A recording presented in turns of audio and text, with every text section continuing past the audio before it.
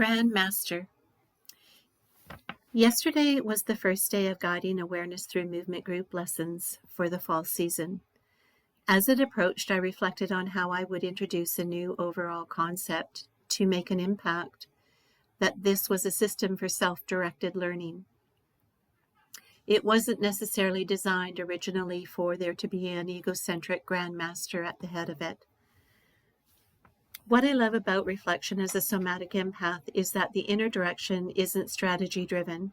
Essentially, what that means is that the moment is spontaneous and the seed of intention is planted days, weeks, and months beforehand, before it all comes together and the words flow seemingly. This happened yesterday. It was simple, direct, and had an impact containing an intention that has been years in the making. Story time. I took an intense 4-year training that was seeded with a pattern that is a natural learning state each of us is born with. If we did not have this state naturally, we wouldn't be walking around thinking, speaking, talking, and basically functioning in an upright position. It was a challenging training as the foundation of the model was on a system that I was already functioning in and didn't know it. I only knew as a somatic empath that I viewed and navigated the world differently than the socially conditioned culture surrounding me. This training's foundation helped to settle and ground my experience in the day-to-day cultural conditioning that surrounds us all. It has been an integrated process that has grown since 2004, and it's been full of highlights and lowlights. In the culture of the training itself, the only time that it stayed with the fundamental principles that I experienced was in the movement portion of the education. It was powerful. It perhaps was the learning experience that tapped into a personal understanding of the evolution of thought and clarity through function, in connection to the environmental stimulus. It seemed that after the movement pattern portion of the educational component, it transitioned into a theory and conceptual education portion where ego became the elusive, forceful, interactive focus, not the natural and organic use of ego in behavioral reaction, rather the type that borders on arrogance.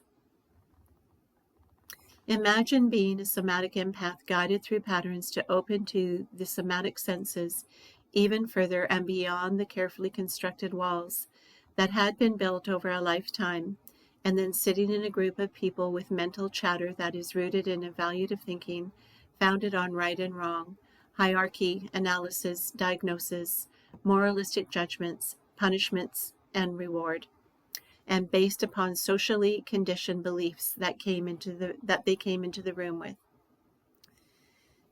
This training and the community that surrounded it gave me the challenges that became the fundamental patterns for learning the skill sets to smash through the elusive walls of the incorrect use of ego.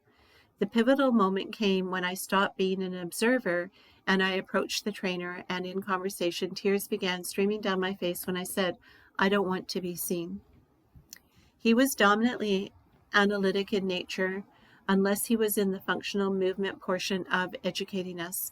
I saw the look on his face shift into comprehension, and the training portions shifted to include more of my learning style needs. He began to consciously go deeper into the somatic and empathic elements to accommodate them. He smashed through his own blocks to people he critically assessed as being too ? I can't imagine it was somatic and empathic, as that is what the movement focus was. To increase the somatic ability to sense. I can't imagine it, yet I believe it was. I may have mentioned this had an impact that is a part of the seeds in my guidance now. However, the guidance is generated by the continuous evolution of learning through experiences. End of story time. How does this reflect the title Grand Master? When I'm introducing and guiding students in the method, I don't present it as the one, nor do I suggest that I am the one. How goat is that?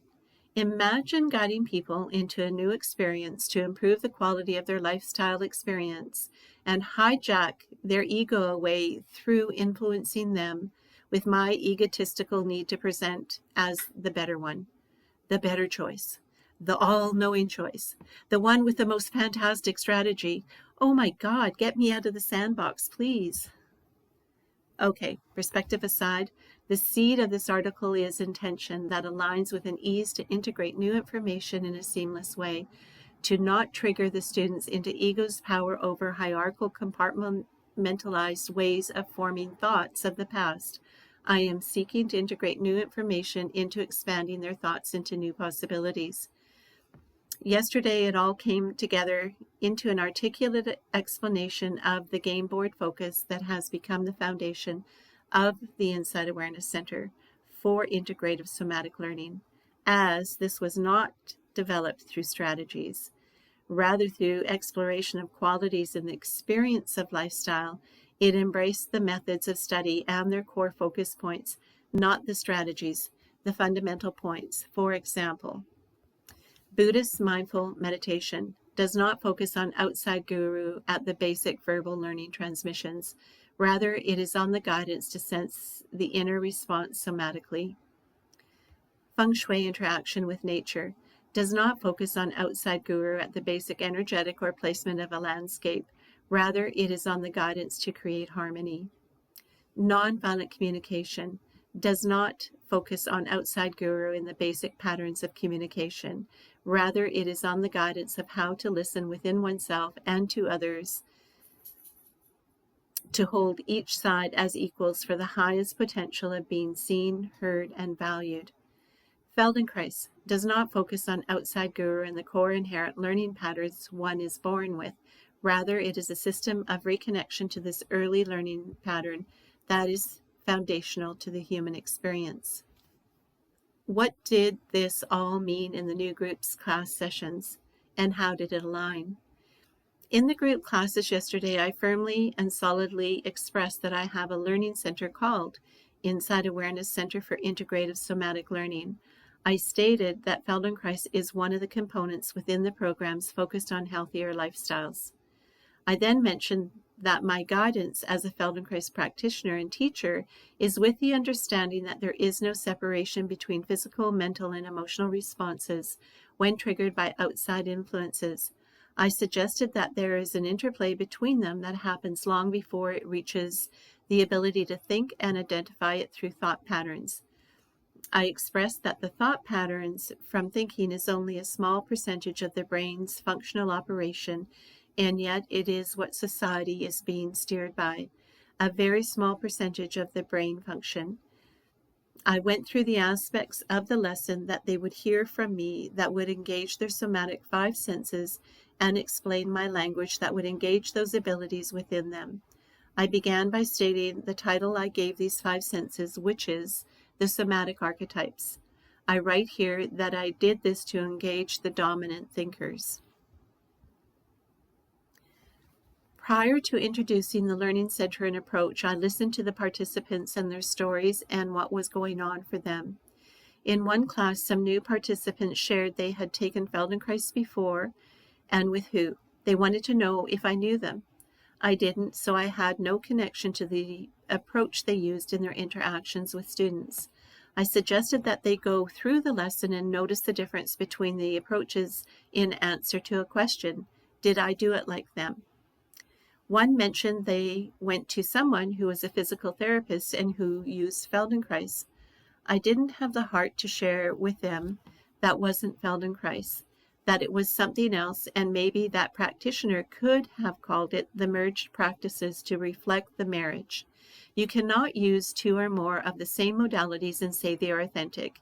In this case, 2 practical and opposite physical specialties, where one focuses on strategies to fix a problem and the other explores the available movement from a position of retraining the brain patterns. Why? They are in opposition with each other. It's mental gaslighting, in my opinion. Beginning my lessons, I had no preconception of strategies on how to go forward with it. Rather, I paused a moment and began, as in past group lessons, yet I didn't go into the complete pattern of the past. Instead, I shifted my focus within the context of the lesson. I had a question within my mind. What would be the best patterns for what I have heard? It wasn't from the position that I have all the answers. Someone right in the first moments asked a question. I walked over and asked them to stand and take my hands. I walked backwards and had them follow me so I could feel their question through their movement of walking. I was able to feel the cause that stimulated their question. Another person asked me to do this, and immediately I could feel through their patterns the strategies that had become patterned into their walking, strategies that had become obstructions to functional walking. As the lesson went on, I visually watched them settle and release the tension that was holding on to those patterns for dear life. What caused that reaction? They had new information through the experience. It settled their fears that was locked into their physical movement and created illusionary thoughts of what if ? Imagine calming fear in a few minutes. Fear that destroys a person mentally, emotionally, and physically. I cannot tell you how exciting it is for a practitioner to witness this while knowing it will change their life. In minutes, the release shifted a future of seeking answers, therapy, and solutions into longing for change, which may include those yet not from a position of fixing them, rather of learning about themselves.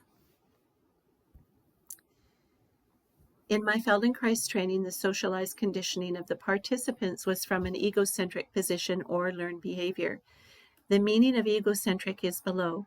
As a somatic empath, this meant repetitive experiences of being triggered into fight, flight, and freeze. Luckily, I knew of this intellectually due to the long practice of nonviolent communication. This suggests having a process to explore and find inner resolution with each event, or knowing I would have the tools to integrate this into the future. It was in the knowing that gave peace and solace. Both trainings, nonviolent communication and Feldenkrais, is not for the faint of heart, as it shifts one's inner perspective and retrains it as it retrains the brain. This is a difficult process, and doing both at the same time was excruciating. Yet, had I not done so, I suspect I would have developed an enlarged ego. What it did teach me is that there is no one thing at the top of the hierarchy, and instead what I valued was learning. It was the ability to be open learning within what is being experienced in each experience. In those learning situations, I experienced egocentric reactions that I can only describe as corrupt and abusive. Even though the modalities are considered to be of higher intelligence, I witnessed the lack of it in triggers of ego. It just so happened I was engaged in a personal legal battle with my partner as we separated. It took 5 years due to the potential financial ramifications. It basically destroyed an agreed upon lifestyle for raising children that shook their foundation and basically influenced their mental, emotional, physical, and spiritual well-being. It was an added learning curve in the mix of learning a new inner and outer language, an inner and outer movement pattern. Ironically, it was the communication and movement patterns I was learning that got me through the separation process. Hard and heart support hard.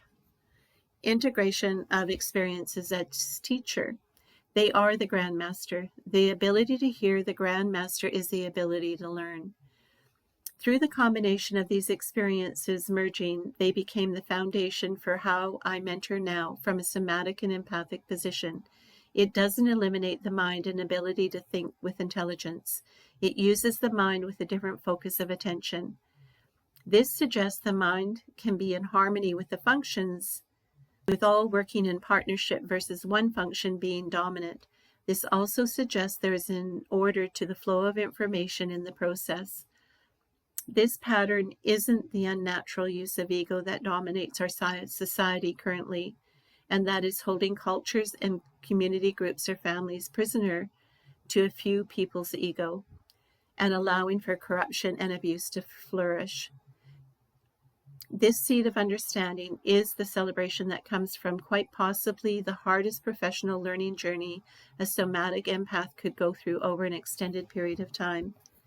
The perspectives as a result from decades of study, practice, applications, and practical experiences through teaching, consulting, and one-on-one sessions for learning greater range and function will be the intentional seeds of the topic viewpoints in the awareness of FAME programming and articles.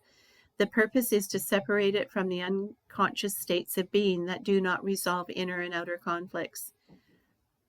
Egocentric, thinking without regard for the feelings or desires of others, self-centered and only thinking of oneself.